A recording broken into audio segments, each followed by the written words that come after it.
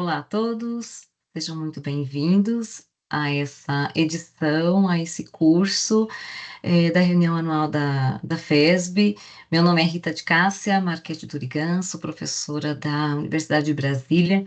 Primeiramente, gostaria de agradecer a oportunidade, a presença de vocês aqui, embora eu não esteja aí, e agradecer também os professores, o professor Felipe Carpes e a professora Karine Sarro, por estarem comigo e não terem desistido do curso, mesmo sabendo que eu estaria longe, e por estarem dando esse suporte na continuidade deste curso. Então, muito obrigada a vocês. A ideia é falar sobre tecnologias integradas para análise do movimento humano, e nessa aula de hoje eu vou falar especificamente sobre a ultrassonografia como ferramenta para avaliar músculos e tendões. É claro que é um desafio falar em 1 hora tudo que a gente pretende aí, mas vamos lá.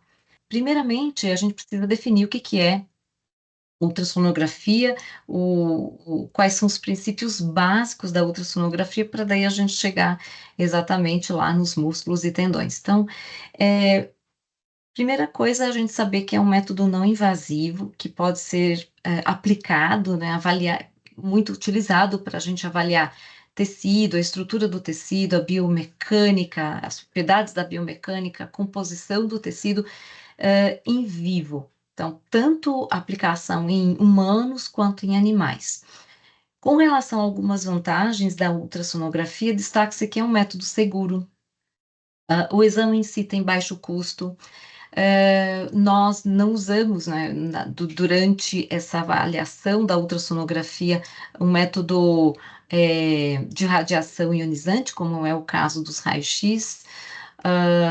Limitação técnica, ela vai existir, depois a gente vai falar um pouquinho sobre isso, mas é um exame que nos permite avaliar em tempo real o que está acontecendo com aquele tecido e nos permite também comparar com o lado contralateral, se for necessário.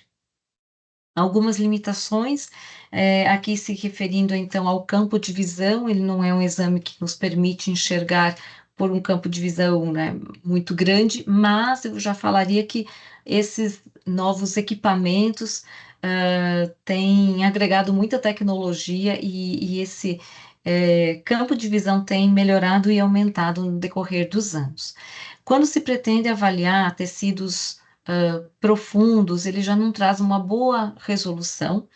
É operador dependente, uma vez que o mesmo operador ele pode avaliar a mesma estrutura e ele deveria e deve encontrar os mesmos parâmetros de medida, de qualidade, ou seja, esse exame ele tem que ser reprodutivo, principalmente quando a gente fala em pesquisa, os critérios, os parâmetros, eles têm que ser entendidos e aplicados de forma bastante rigorosa para a gente ter parâmetros confiáveis, resultados confiáveis.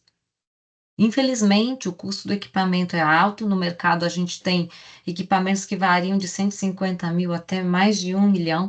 Então, o custo do equipamento é alto, embora do exame em si, depois que você adquire o equipamento, esse custo não é tão grande. E para a gente entender a palavra ultrassom, eu trouxe aqui as 3 faixas de ondas sonoras, as infrassônicas, as que são possíveis de serem ouvidas e as ultrassônicas.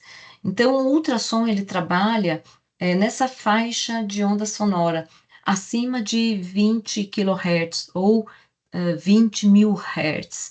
Acima disso, não é possível o ser humano ouvir.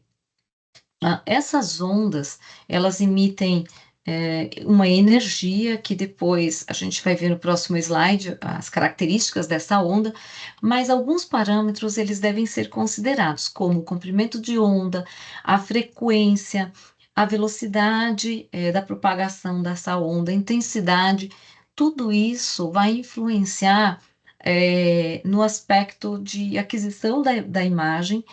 E é claro que a aquisição dessa imagem também vai depender do tecido em questão. Então, essa onda, ela depende da velocidade da transmissão desta onda, no tecido, da frequência e da qualidade, né, enfim, desse tecido. Bom, aqui alguns parâmetros, de uma forma bastante rápida, a gente pode dizer que nós podemos trabalhar com ultrassom emitindo ondas de alta frequência e baixa frequência. Ondas de alta frequência são aquelas que são utilizadas para avaliar tecidos mais superficiais e elas trazem uma boa resolução. Ondas de baixa frequência, como é o caso aqui também mostrando nesse transdutor, ela consegue penetrar profundamente no tecido, no entanto, a qualidade da imagem não vai ser tão boa. Alguns parâmetros importantes: comprimento de onda, que é a distância mínima entre dois ciclos, o ciclo o período é o tempo mínimo para completar um ciclo. Aqui o pulso é um conjunto de ciclos, e esses pulsos podem se repetir ao longo do tempo, e a amplitude da onda aqui é o quanto que ela consegue ampliar, a depender também do tecido. Eu estou falando o tempo todo do tecido, por quê? Existe uma interação grande entre o ultrassom e os tecidos, o qual vão ser avaliados. E a gente sabe que indivíduos que têm, por exemplo, uma camada subcutânea de tecido adiposo maior, a gente vai ter uma pobre resolução da imagem, porque é mais difícil dessa imagem se formar, uma vez que o tecido adiposo tem uma baixa impedância. E essa baixa impedância faz com que essas ondas de transmissão sejam atenuadas, muitas vezes absorvidas, e a eficácia dessa transmissão não vai ser muito boa. Por isso, a gente vai ter uma imagem, digamos, mais pobre. Quando a gente fala em qualidade de precisão e de avaliação, isso pode ser comprometido. Quando a gente fala em categorias de ultrassom, eu não sei se vocês já ouviram falar: eu uso ultrassom modo B, eu uso o modo M. O que significa isso? Existem algumas categorias. O modo A foi o primeiro ou mais simples modo de ultrassom, uma vez que, e bastante rudimentar, a gente pode falar assim, mas ele foi importante para que os outros modos fossem desenvolvidos ao longo do tempo. O que seria o modo A? Significa modelo de amplitude. Ele é usado para escanear uma linha simples através desse tecido que vai ser escaneado, digamos assim, e essa linha simples consegue identificar ou em forma de ondas, né, que ecoam. Vou mostrar no próximo slide, essa linha simples, ela não consegue nos dar uma imagem, né? A imagem em si, ela é dada no modo B, onde fala de Brightness Mode. Brightness Mode consegue gerar uma imagem do tecido, essa imagem é em escala de cinza, então a gente vai ver em preto e branco, e a forma, né? A gente já consegue, de uma forma bidimensional, organizar, ter uma ideia do formato desse tecido ou desse órgão. O modo M, ele envolve a repetição do modo B, no entanto, agora a gente consegue observar movimentos, então é como se o modo B fosse vários frames, e a gente consegue capturar, por exemplo, o movimento das válvulas do coração, e durante essa fase dinâmica do movimento nos tecidos. O modo Doppler, eu acho que a maioria de vocês já ouviram falar com relação ao fluxo sanguíneo. Então, ele consegue medir e nos permite visualizar aspectos inerentes à circulação. Para ficar um pouco mais claro, eu trouxe algumas imagens. Então, o modo A seria esse scanner de uma linha simples, onde o ultrassom emite esta onda que vai ser propagada, no entanto, ele não consegue formar uma imagem de um tecido, de um órgão em si, mas sim detectar picos, né, de densidade pelo qual essa onda vai passando pelo tecido. Então, Maior densidade, maior pico, menor densidade, menor pico. Isso ainda é utilizado, hoje em dia é utilizado, mas hoje em dia o modo mais utilizado é o modo B, onde a gente tem então aqui uma imagem sendo gerada de forma bidimensional. Aqui ainda no modo A, então a emissão de uma onda que vai atravessando pelo tecido 1, tecido 2, tecido 3, e a forma como a gente recebe chama-se eco, ou que ecoa. Ela bate, ela incide essa onda, bate no tecido e ecoa de volta e é capturado, então, e onde forma então, a imagem. Mas nesse caso aqui, teríamos apenas a formação dessa linha em amplitudes diferentes. No modo B, o modo A foi imprescindível para gerar o modo B. Já numa escala de cinza, nós vamos ter algumas terminologias. Quando a gente tem um tecido de grande densidade aqui, nós vamos ver basicamente uma refração em branco, né? A gente vai chamar isso de hiperecóico. E aí a escala em cinza, conforme a densidade dos tecidos variam. E tudo isso é importante para a gente qualificar muitas vezes o tecido, principalmente músculo esquelético, e a gente vai chamar isso de ecogenicidade, mas vamos ver isso mais adiante.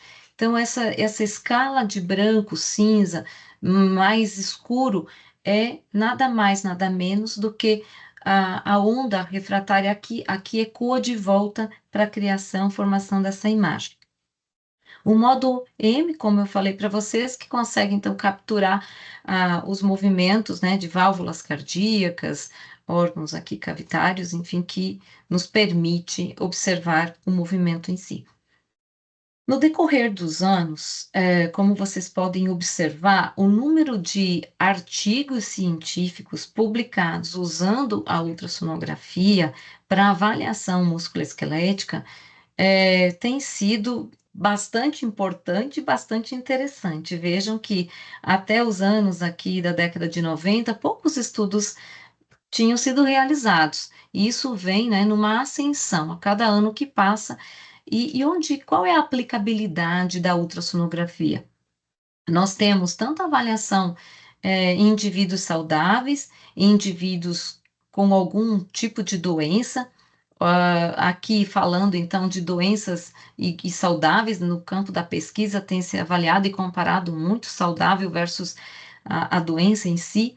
No esporte, avaliando atletas, então temos uma aplicabilidade bastante interessante.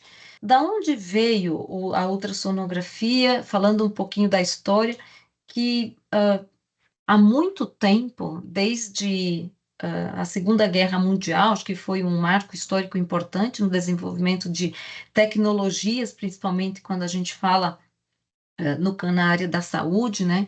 Mas isso também aplica-se a outras áreas. Aqui eu trago algumas imagens dos primeiros ultrassons que surgiram. O indivíduo aqui, basicamente, sentado dentro de um tanque com água. Aqui também a gente consegue ver como se fosse um aparato e tem água aqui dentro. Por que que se utilizava a água?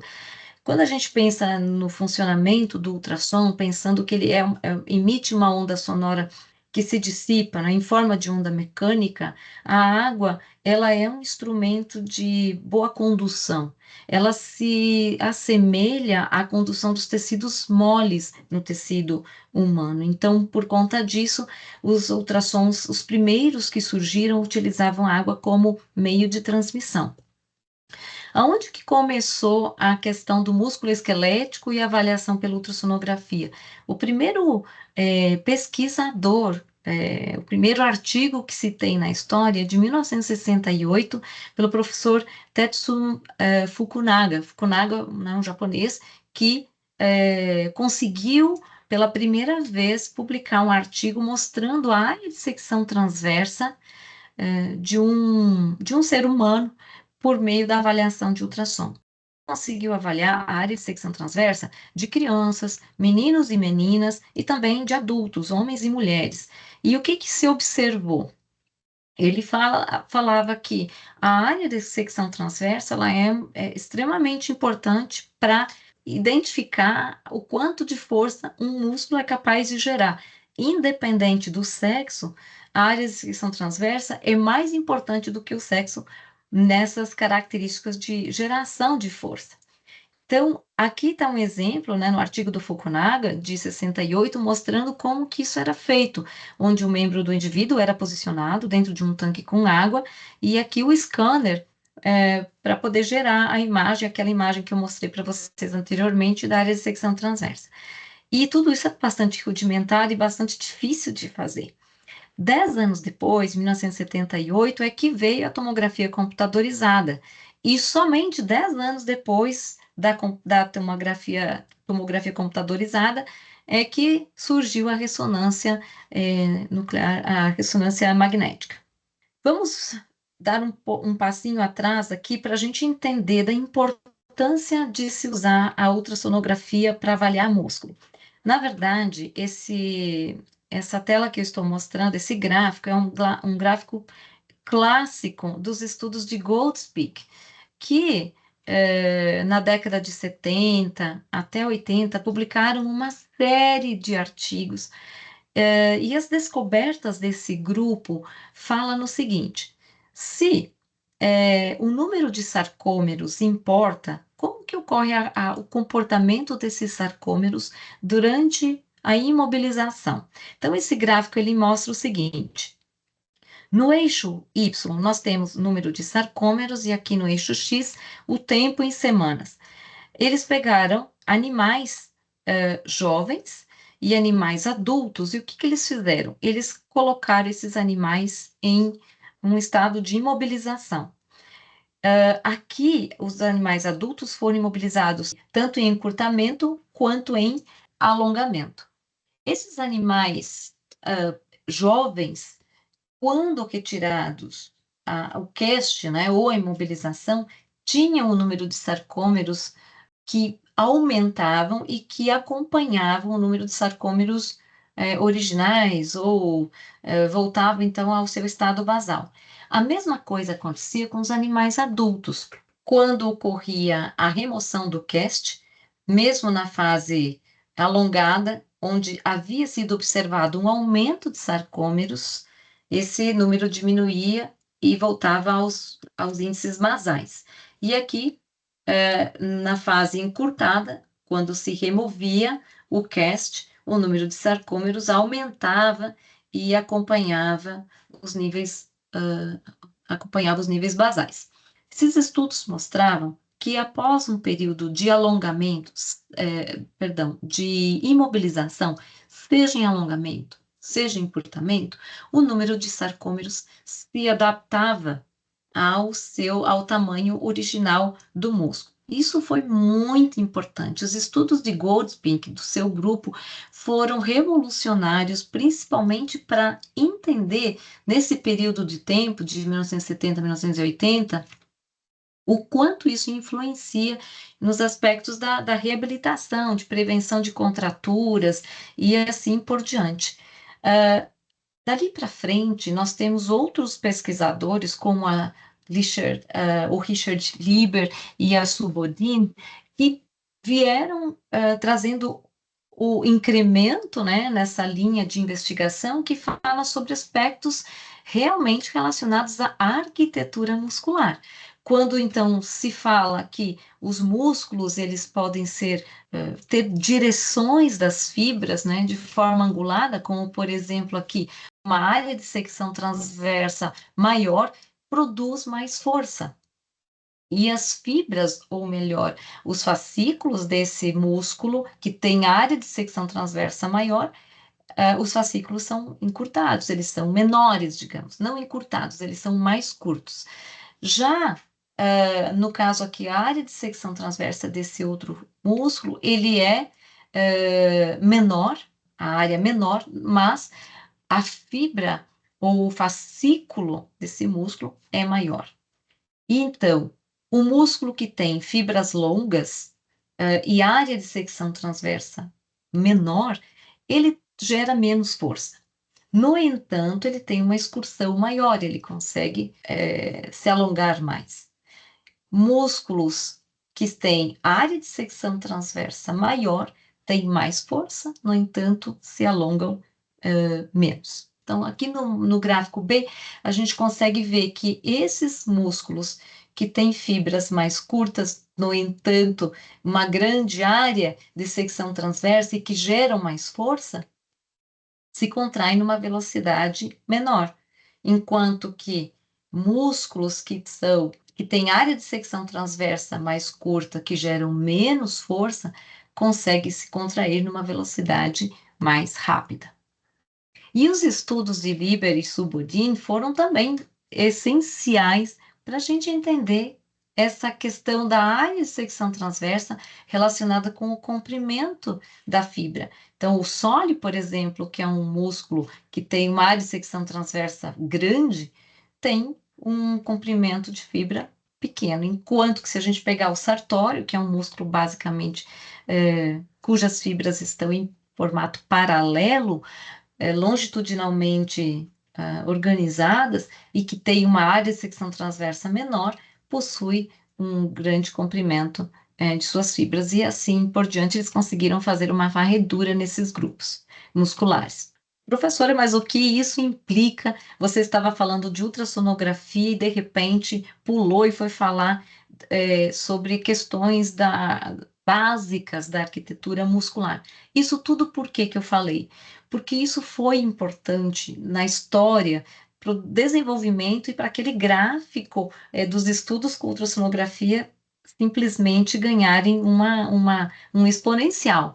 Porque até então, essas descobertas da relação força, comprimento de fibra, só era possível por meio de microdissecção. Do músculo inteiro. Então, esses pesquisadores dependiam de cadáveres ou dependiam de estudos em animais para avaliar isso. Mas já se sabia, então, da relação da força muscular com essa área de secção transversa. E os estudos foram, na verdade, tendo sua sequência, e aí, a partir do uso da ultrassonografia, foi possível verificar o que é a arquitetura muscular. A gente pode classificar esses músculos, né, em os que possuem as fibras em organização paralela e os que possuem fibras na organização penada. Os que têm organização paralela, como por exemplo, eu dei o exemplo do próprio sartório, né? Aqui, falando do bíceps, o bíceps ele não é tão paralelo, ele tem uma organização mais fusal, mas eu deixei como os artigos aqui traziam nessa época, então a gente sabe hoje que o bíceps ele tem essa característica mais fusal, mas aqui na época ele foi classificado como arquitetura paralela. E nós temos os unipenados, bipenados, multipenados, ou seja, essa arquitetura ela se refere ao ângulo de posicionamento dessas fibras musculares, desses fascículos musculares. E isso importa, isso é importante para a geração de força.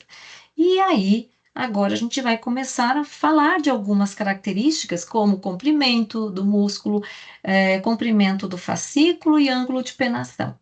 E agora sim, entrando especificamente mais na característica da ultrassonografia, o que a gente consegue avaliar? Olha só, quando a gente fala de arquitetura, vamos colocar em mente fascículo, comprimento de fascículo e ângulo de penação. O que é o comprimento do fascículo? Então, aqui nós temos um músculo e nós vamos delimitar a aponeurose superficial e a aponeurose.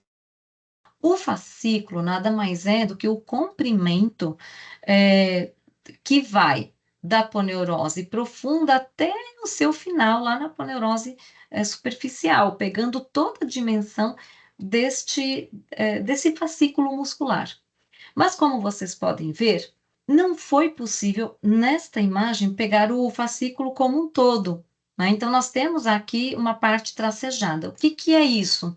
É possível a gente determinar o comprimento do fascículo fazendo uma estimativa por meio de cálculos matemáticos para a gente ter essa medida? Sim, é possível, isso foi feito e ainda é feito em larga escala aí na literatura, né? Mas a gente vai falar um pouquinho mais sobre isso daqui a pouco, porque há controvérsias.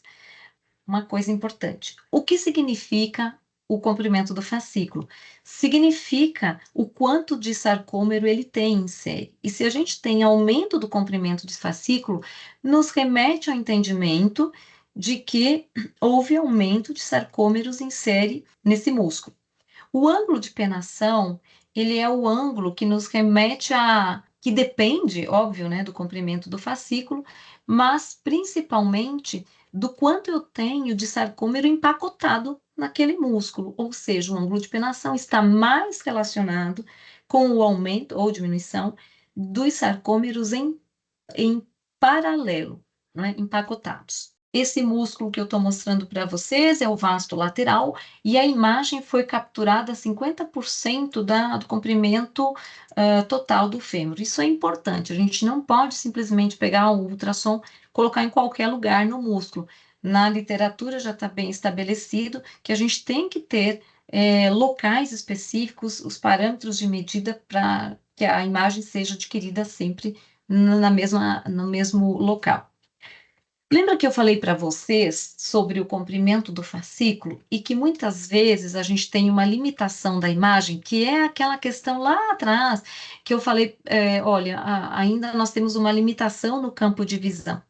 Hoje em dia, os equipamentos mais recentes, já tem um tempo, a gente consegue ter uma amplitude maior nesse campo de visão, que é chamado de Extended Field of View, mas também chamado de panorâmica, ou seja, a gente consegue com o transdutor ir acompanhando, basicamente contornando esse músculo ou a trajetória desse músculo, e dessa forma, aquela imagem de comprimento do fascículo que tinha que ser estimada por um cálculo matemático, pode então ser diretamente medida por essa eh, eh, por esse aspecto da ultrassonografia que nos permite viajar um pouco mais sobre esse músculo. Nesse estudo, do Anthony Blasevich, que é um grande pesquisador nesta área, eles mostraram que quando a gente mede por uma estimativa, aqui o comprimento conseguiram detectar 8,3 centímetros, e aqui mensurando o fascículo como um todo, 8,9 centímetros. Isso remete a um erro de 4, né? Um erro de medida, assim, de 4,8%, que é bastante significativo. Então, o ideal hoje em dia é que a gente tenha essa ferramenta de vasculhar de cabo a rabo, digamos assim, este fascículo em toda a sua excursão. Por que eu estou falando tanto do comprimento desse fascículo? Eu falei para vocês que o comprimento do fascículo ele remete ao aumento dos sarcômeros em série, ou também a diminuição. Então, quando a gente tem uma população jovem e uma idosa, a gente consegue muitas vezes comparar. Nesse caso, esse estudo traz imagens de um indivíduo de 27 anos. Este músculo é o vasto lateral, e aqui no idoso de 73 anos, o mesmo músculo. Vejam como o comprimento do fascículo é alterado com relação à idade. Nós temos um processo chamado de sarcopenia, que é a diminuição da massa muscular. E isso se traduz em quê? Isso é fisiologia muscular, isso se traduz no entendimento de que esse indivíduo idoso perdeu sarcômeros que eram dispostos em série. E em paralelo nós temos o ângulo de penação, ó, diminuiu o ângulo de penação. Neste caso, nós podemos estimar, uma vez que a espessura muscular também reduziu, de que houve uma redução também nos sarcômeros em paralelo. Aqui apenas para reforçar o que eu já falei, os nossos músculos eles podem se adaptar e eles podem crescer e os fascículos podem obter sarcômeros tanto no seu comprimento quanto em paralelo. Vamos falar um pouco sobre dimensões. Lá atrás a gente tinha, vou até voltar aqui para vocês verem, aqui.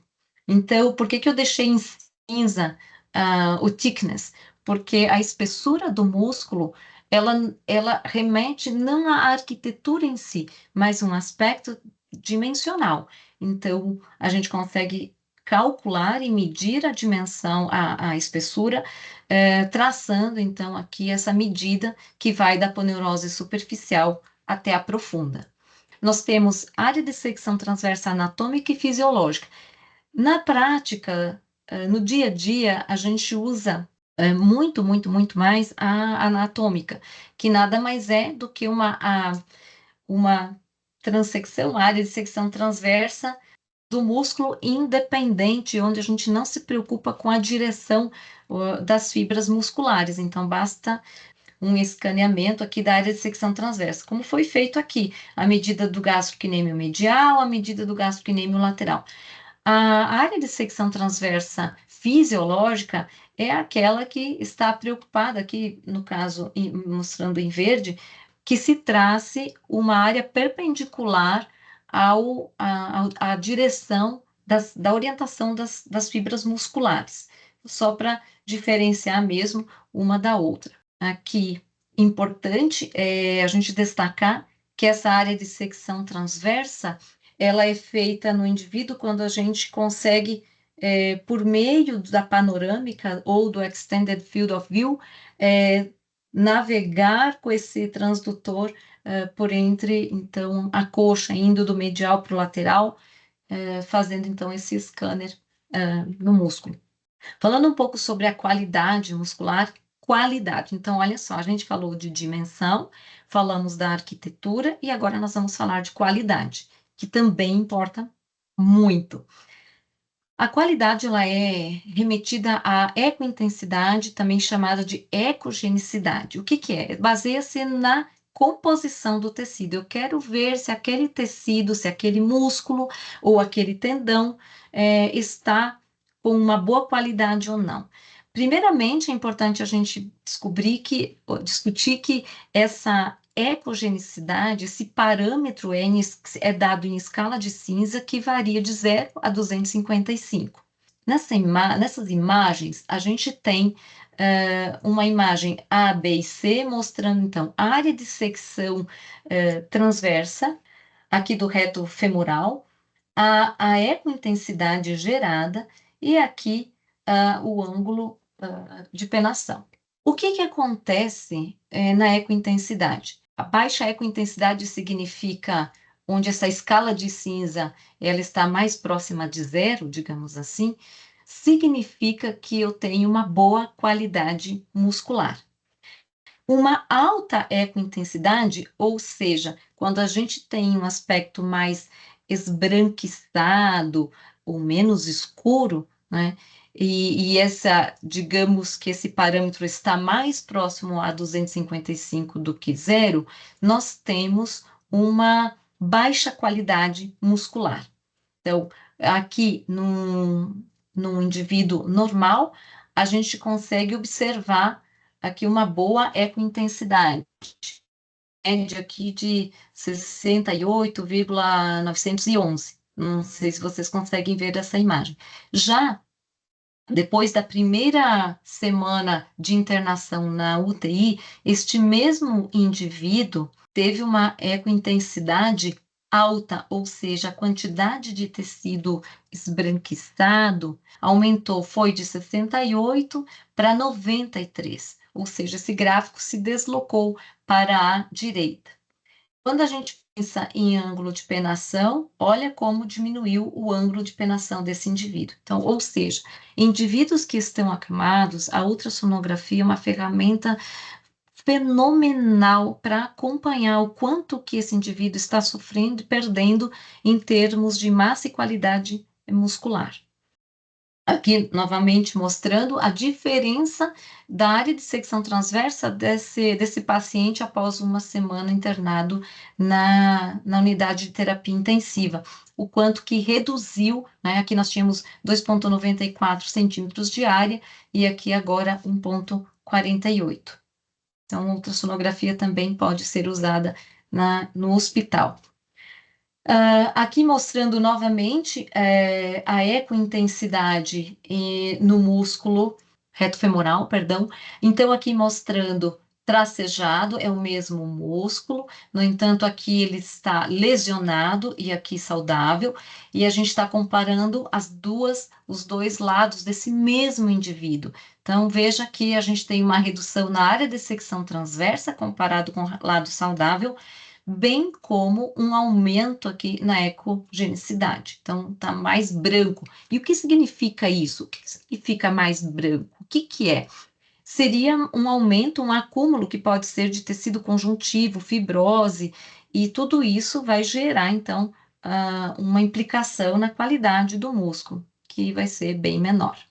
Mas vamos passar também para o entendimento daquilo que é possível fazer em tendões, essa avaliação em tendões. Quando a gente vai lá para tendão, a gente tem as dimensões. Falando de dimensão, então, nós temos espessura, comprimento e área de secção transversa. Aqui, falando de comprimento, e olha, essa imagem é maravilhosa, ela foi obtida através dessa panorâmica, onde é possível navegar com o transdutor desde a inserção do tendão aqui calcâneo, ou o tendão de Aquiles no osso nos calcâneo até a inserção com o gastrocnêmio, a gente pode ter a medida tanto do tendão livre, que é até a sua inserção com o sólio, ou então deste ponto de inserção até a sua inserção com o gastrocnêmio. Então, a gente pode obter essas duas medidas de comprimento de tendão. Esse artigo que eu vou mostrar para vocês foi publicado ano passado no grupo da professora Karen Silbernagel, que estuda muito as tendinopatias, principalmente tendinopatias relacionadas ao tendão de Aquiles. Então, eu vou mostrar algumas imagens importantes onde essa ferramenta ultrassom nos permite avaliar.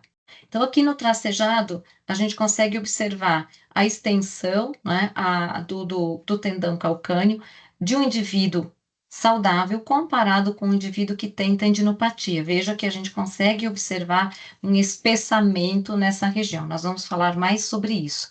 Também nos permite avaliar a área de secção transversa e a espessura desse tendão. A área de secção transversa, ela é feita de que forma? Eu vou mostrar aqui, principalmente a do tendão patelar e a do tendão calcâneo. Claro que tem outros tendões, mas aí não são da minha expertise. Eu vou falar apenas dos que a gente trabalha no laboratório.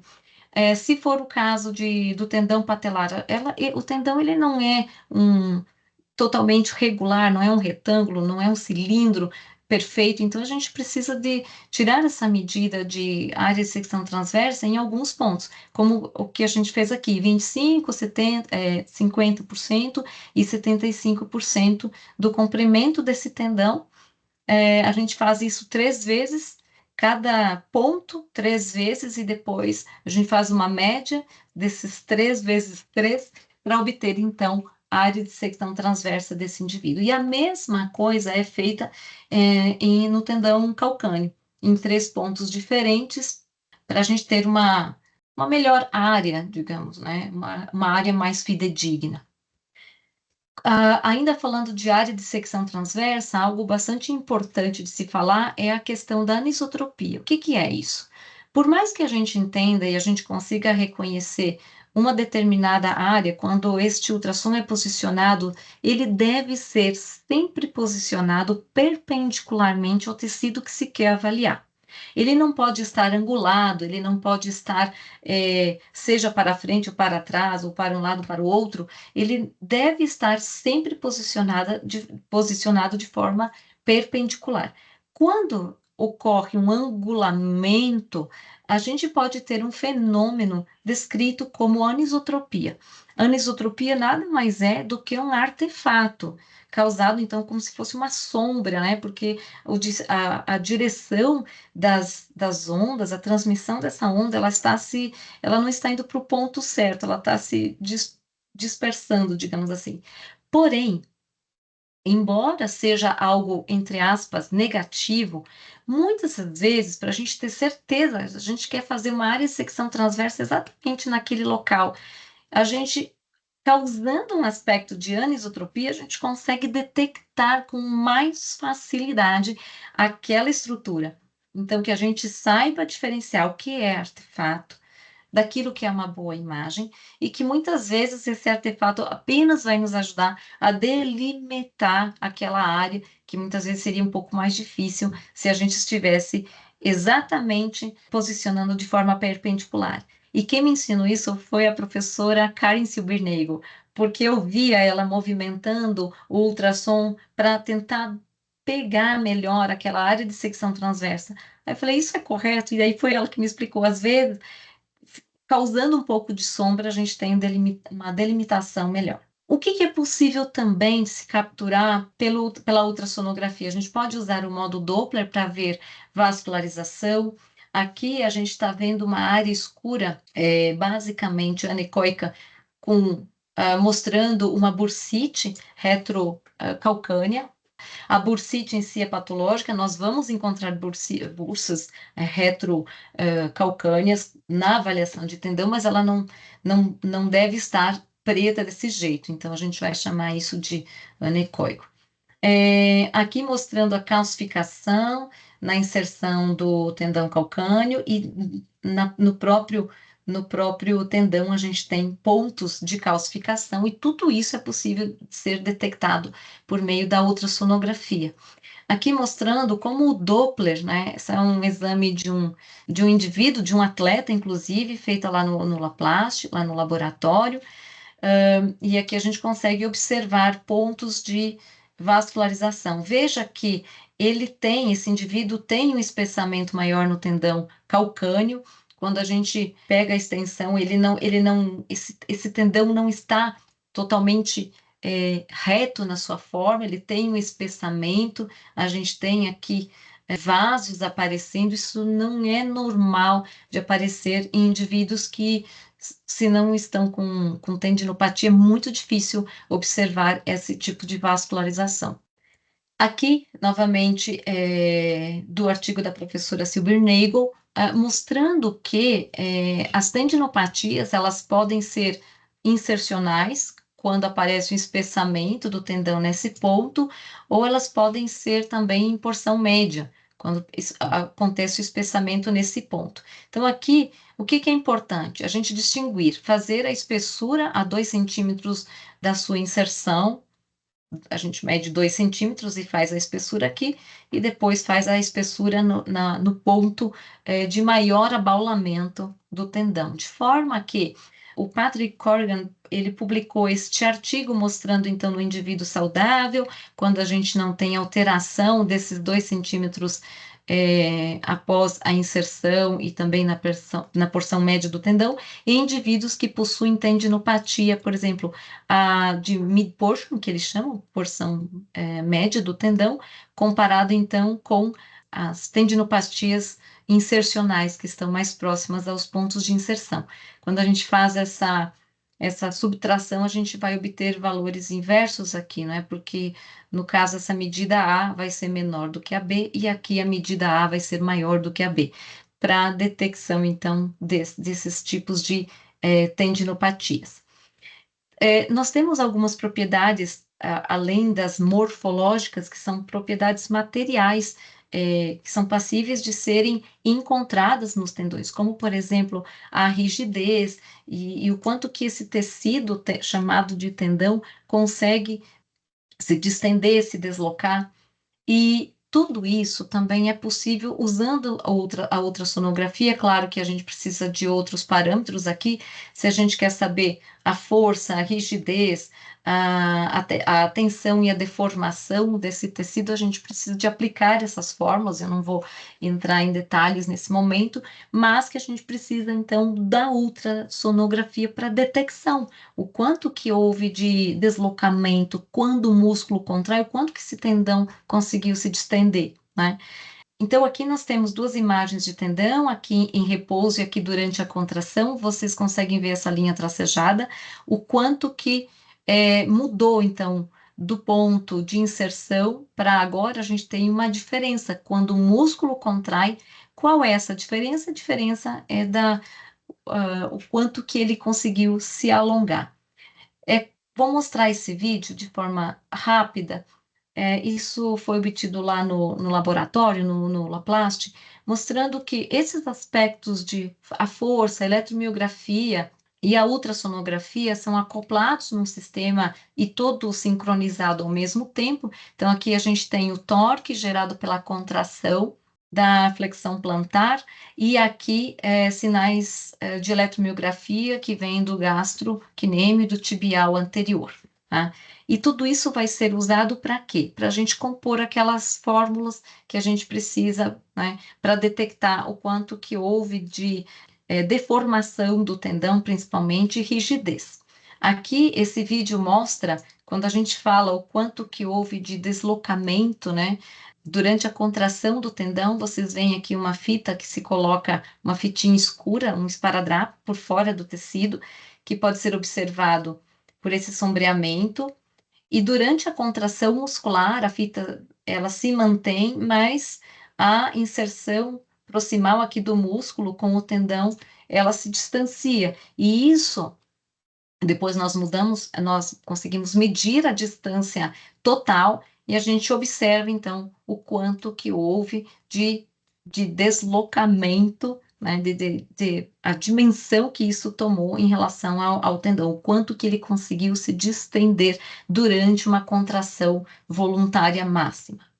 Além desses aspectos morfológicos, como eu falei, alguns aspectos relacionados a elasticidade do tendão, a gente tem acoplado ao sistema B de ultrassonografia uma outra forma de avaliar a rigidez, que é por meio de uma técnica, né, chamada elastografia.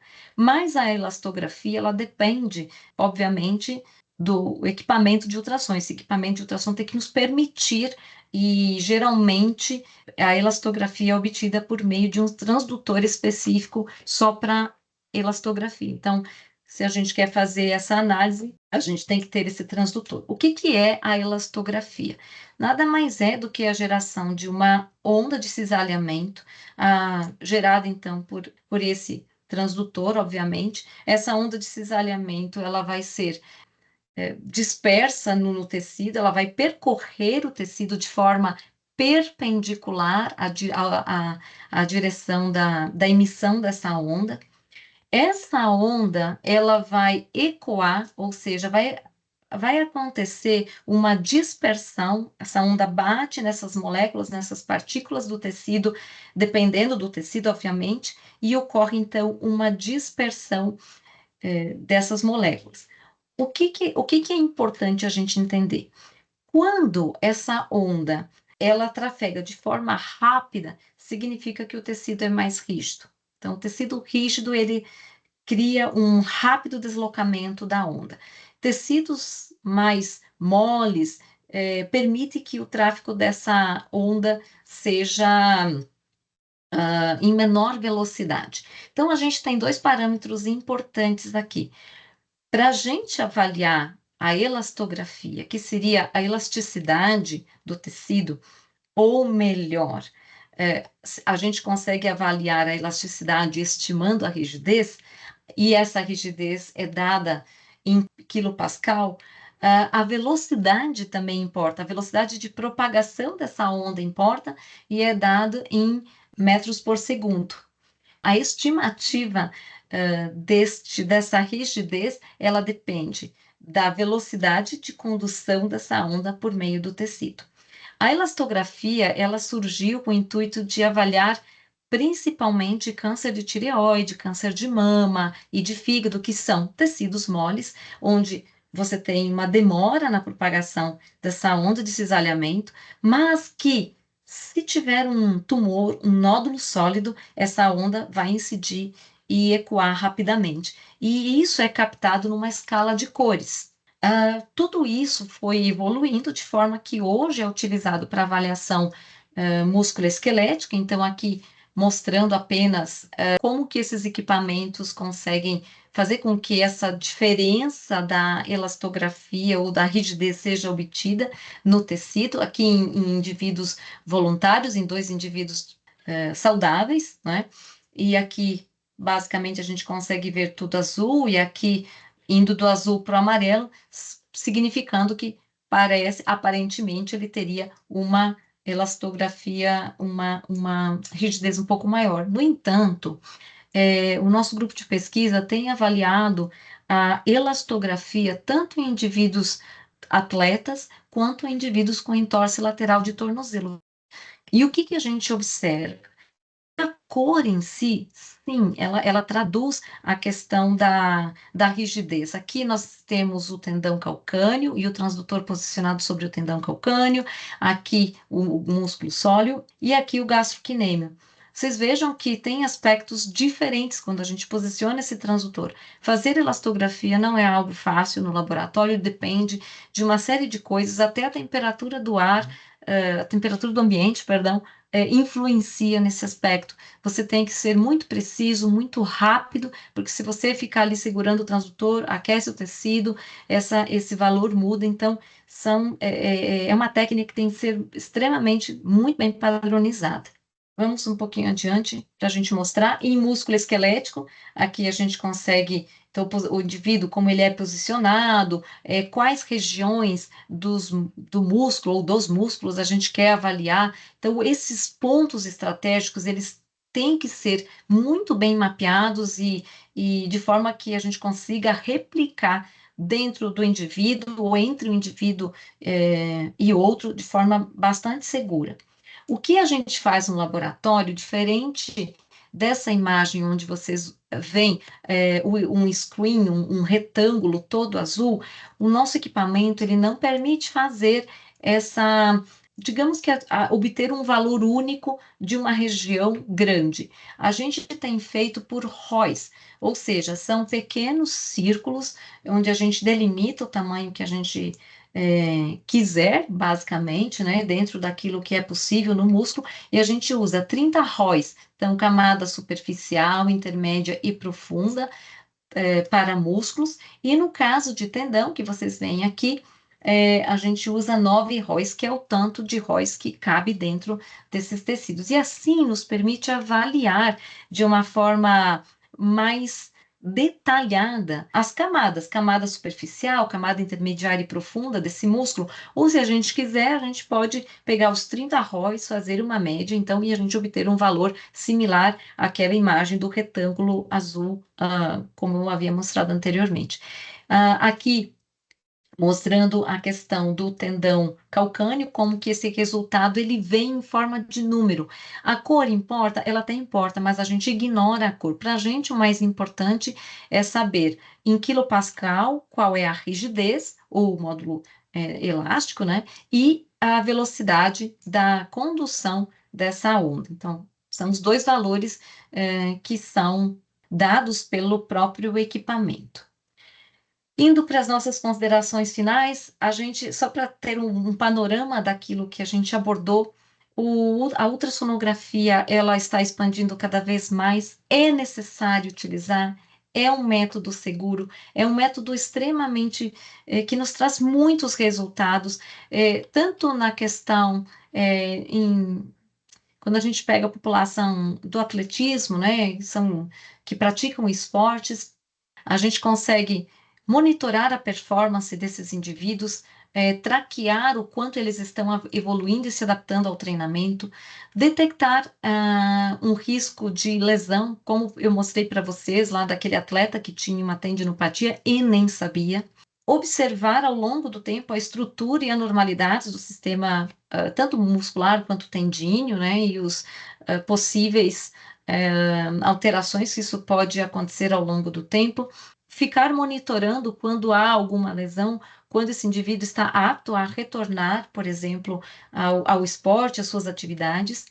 E no caso de populações especiais que possuem alteração na massa muscular, como diabetes, hipertensos, indivíduos sarcopênicos por conta de câncer, ou durante o envelhecimento, então uma gama, né, uma população enorme que a gente pode investigar por meio da ultrassonografia, acompanhando então o ganho, ou perda de massa muscular, aos desequilíbrios, às desordens, às injúrias no sistema muscular e tendíneo, observar se há espessamento, calcificações, degeneração ou alterações neurológicas, muitas vezes, aqui está falando de indivíduos até com Parkinson, avaliar essa arquitetura muscular em diferentes condições, aí, como eu falei, diabéticos, dislipidêmicos, pessoas que têm doença renal, principalmente a renal crônica.